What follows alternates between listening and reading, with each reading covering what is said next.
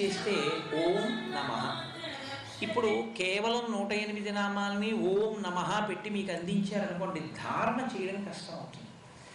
ధారణ చేయడానికి ఇబ్బంది లేకుండా ఉండడం కోసం ఒక స్తోత్రంగా ఒక ఛందస్సులో రచన చేస్తారు.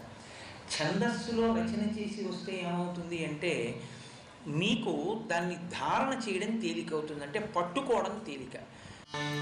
మరి 1000 నామాలు ఎందుకు వచ్చాయి? తెలుగులో 1000 అంటాం, సంస్కృతంలో సహస్రము. సహస్రము అంటే అనంతము. అనంతము అంటే ఇన్ని అని నేను చెప్పడం కుదరదు. ఎన్ని చెప్పినా ఇంకా ఉంటాయి ఈశ్వరుని యొక్క శోభ, ఆయన యొక్క గుణములు. ఇక నేను చెప్పలేను. అందుకని అనంతమైనటువంటి ఆయన యొక్క గుణములను నేను వర్ణించలేను కనుక 1000గా చెప్పి ఆపుతాను. కాబట్టి సహస్రము. ఆనందం పట్టకపోతే 108ని దాటిపోతాడు. కానీ కనీసంలో కనీసం